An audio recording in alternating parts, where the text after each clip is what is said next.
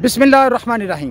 दोस्तों, शक्ल में ना खूबसूरत नज़र आने वाला फल जिसे हम सिंघाड़ा कहते हैं, इसके फ़वाइद से हम शायद कम ही लोग वाकिफ़ हैं।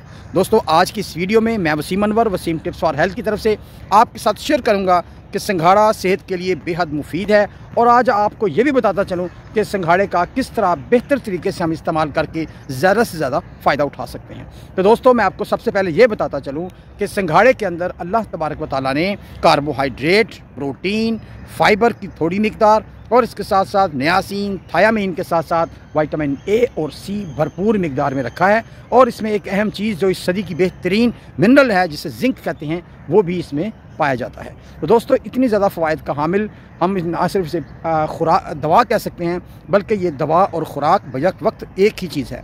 तो दोस्तों, सबसे पहले मैं आपको बताऊंगा कि ऐसे बच्चे जो नाश्ता नहीं करते, जो बहुत कमज़ोर हैं, अगर सिंघाड़े का पाउडर की आधी चमची रोज़ाना सुबह दूध में मिलाकर उनको दे दी जाए तो बच्चे हमारे सेहतमंद हो जाएंगे और वो जिस्मानी लिहाज से भी सेहतमंद होंगे, इंशाल्लाह दिमागी लिहाज से भी। ऐसे हमारे बहुत से बच्चे हैं जिनका कद छोटा रह गया है, तो अगर उनको किसी भी मिल्क शेक बनाकर, केले का हो या सेब का हो या खजूर का हो, उसमें अगर आधी चमची सिंघाड़े का पाउडर मिला दिया जाए तो बच्चों के कद में भी यकीनी इजाफा किया जा सकता है। इसी तरह हमारे बहुत से अफराद, नौजवान लड़के लड़कियां ऐसी हैं जिनके वज़न बहुत कम है, यानी कि वो अंडर वेट हैं, तो अगर वो अपना नाश्ता करने के 2 से 3 घंटे बाद आधी चमची सिंघाड़े की रोज़ाना दूध में मिलाकर इस्तेमाल कर लें या वैसे ही इसमें चीनी मिलाकर इस्तेमाल कर लें तो अपने वज़न को बढ़ा सकते हैं। इसका बेहतरीन तरीका यह है वज़न बढ़ाने के लिए कि अगर आप 50 ग्राम सिंघाड़े का पाउडर लें और उसमें 50 ग्राम ही चीनी अच्छी तरह ग्राइंड करके मिक्स कर लें, तो इस कंपाउंड को आप सुबह शाम भी इस्तेमाल करें तो आपका वज़न बेहतर हो जाएगा।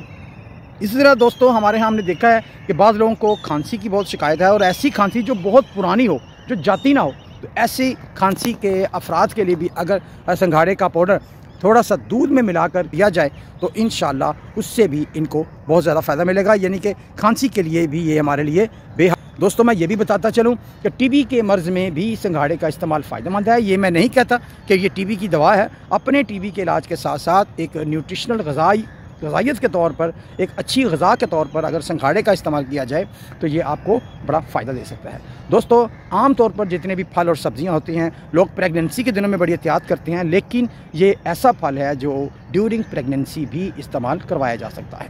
इसका ज़रूर इस्तेमाल कराएं। और प्रेगनेंसी के बाद लैक्टेशन पीरियड, जिस दौरान माएँ बच्चों को दूध पिलाती हैं, उस दौरान भी इसका इस्तेमाल फ़ायदेमंद है।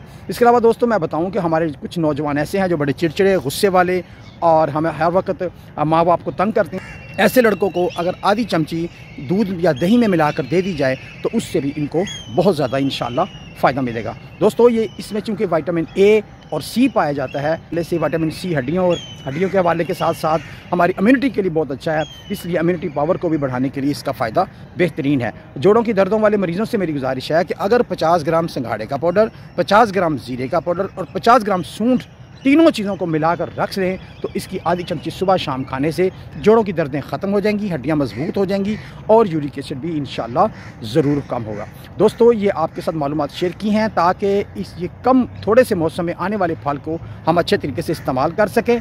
लेकिन ये मैं थोड़ी सी गुजारिश करूँगा कि ऐसे अफराद जिनके पेट में दर्द रहता हो या गैस रहती हो तो वो इसका इस्तेमाल ना करें या बहुत कम करें। और इसी तरह मैं एक और आपको बात बताऊं कि ऐसे अफराद जो इसका पाउडर नहीं इस्तेमाल कर सकते तो इसकी खुराक ज़्यादा से ज़्यादा कि 50 ग्राम तक सिंघाड़ा इस्तेमाल किया जाए या 3 से 5 इसके दाने खाए जाएं। और एक और बड़ी ही अहम चीज़ आपको बताऊं कि सर्दियों में पेशाब का बहुत ज़्यादा मसला हो जाता है, रात को बार बार उठकर पेशाब करना पड़ता है, तो अगर इस सिंघाड़े के 50 ग्राम रोज़ाना आप खा लें, चबाकर अच्छी तरह चबाकर खा लें और खाना खाने के कम से कम 2 से 3 घंटे बाद खाएं तो इंशाल्लाह रात को उठकर पेशाब करने वाला भी आपका मसला हल हो जाएगा।